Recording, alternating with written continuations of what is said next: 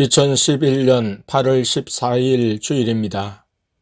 땡수 자매님이 본 계약에 앞서 보증금 비중과 월세 비중에 대해서 3개의 안을 적어가지고 둘째를 통해 여쭈었습니다.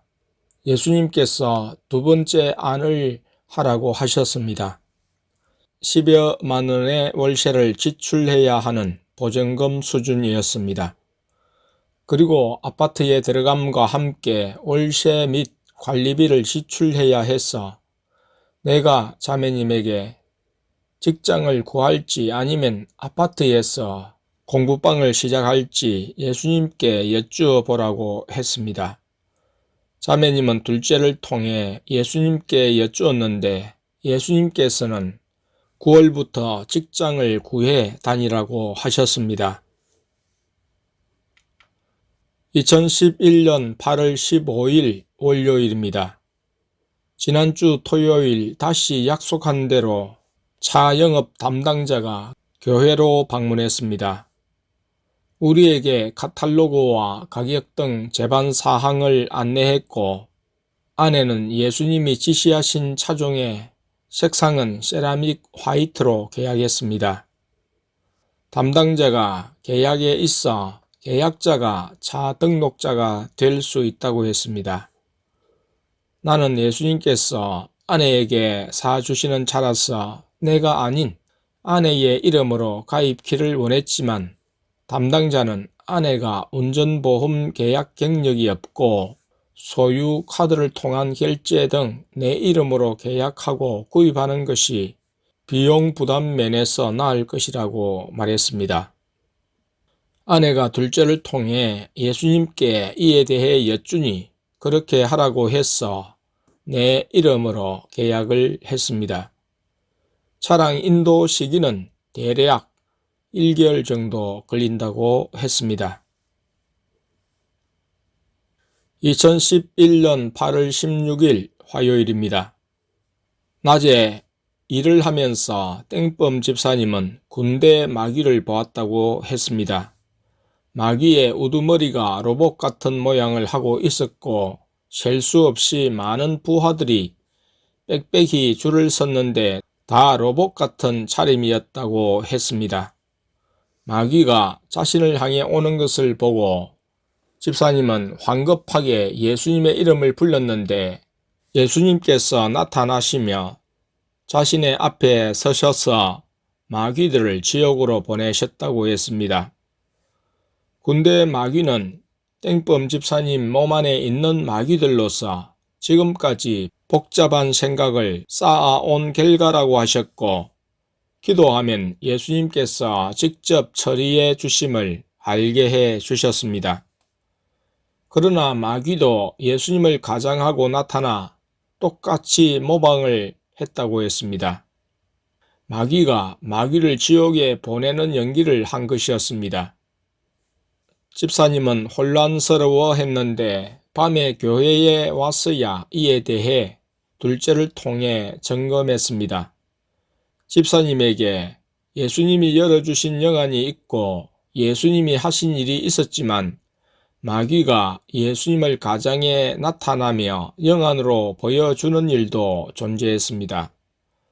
그래서 아내는 깨닫는 바가 있어 땡순 성도님을 통해 예수님께 여쭈었습니다. 일할 때는 예수님께 집중하고 일만 하는 것이 맞습니까? 하고 여쭈니 이라고 하셨습니다.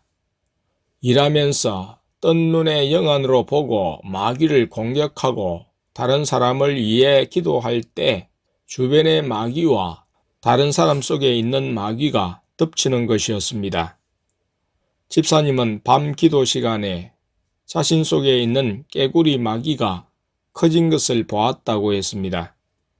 아내는 예수님, 뜬 눈으로 마귀를 물리치며 예수님을 보는 것이 좋습니까? 아니면 완전히 예수님이 나타나셔서 말씀하시는 영안을 열 때까지 교회에서 눈 감고 기도하며 마귀와 싸우는 것이 좋습니까? 하고 여쭈니 예수님께서 구별된 교회당에서 눈을 감고 기도하며 붙이시는 마귀와 싸워 예수님을 만나는 것이 온전한 영안으로 가는 것이라고 하셨습니다.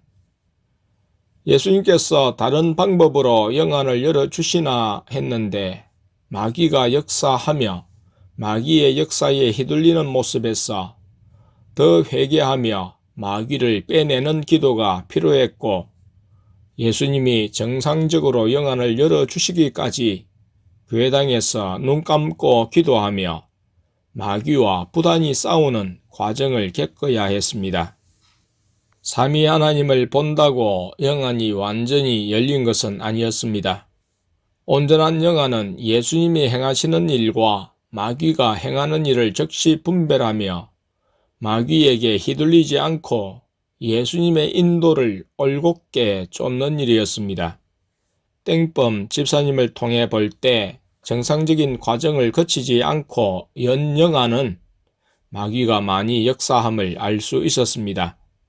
삼위 하나님에 대한 성령의 무기를 통한 점검에서 땡범 집사님이 예수님만 확인해야 하는지 아니면 하나님 아버지와 성령님도 확인해야 하는지를 둘째를 통해 여쭈니 한 분 한 분에게 무기를 써서 확인하라고 하셨다고 했습니다.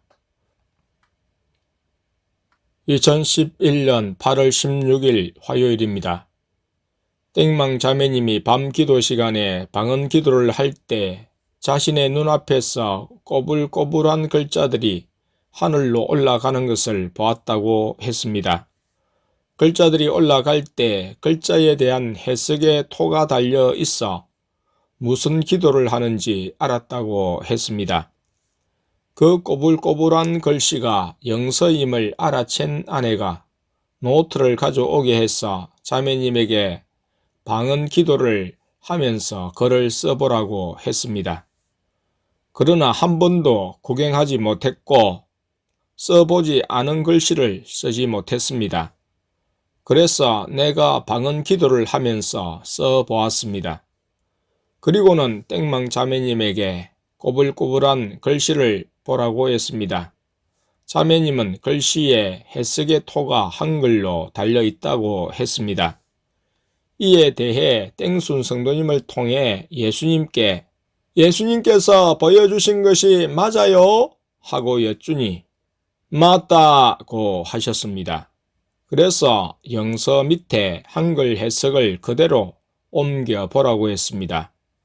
땡망 자매님에게 영서를 다시 써보라고 하니 썼고 그 해석을 그 밑에 달았습니다.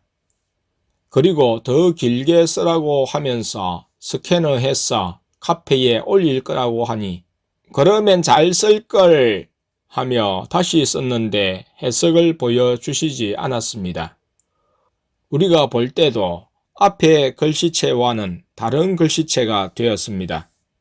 기도는 하나님께 하는 것인데 사람을 의식하고 사람에게 잘 보이려고 하면 외식이 되어 하나님께 상달되지 못하는 것입니다. 방언 기도나 어떤 기도를 하든지 사람을 의식하고 기도하는 자가 아니라 하나님만 의식하며 기도하는 중심을 우리 모두는 가져야 하겠습니다. 사람에게 보이려고 그들 앞에서 너희 의를 행치 않도록 주의하라. 그렇지 아니하면 하늘에 계신 너희 아버지께 상을 얻지 못하느니라. 마태복음 6장 1절. 또 너희가 기도할 때에 외식하는 자와 같이 되지 말라. 저희는 사람에게 보이려고 회당과 큰 거리 어귀에 서서 기도하기를 좋아하느니라. 내가 진실로 너희에게 이르노니 저희는 자기 상을 이미 받았느니라. 너는 기도할 때에 내 골방에 들어가 문을 닫고 은밀한 중에 계신 내 아버지께 기도하라. 은밀한 중에 보시는 내 아버지께서 갚으시리라. 마태복음 6장 5절 6절.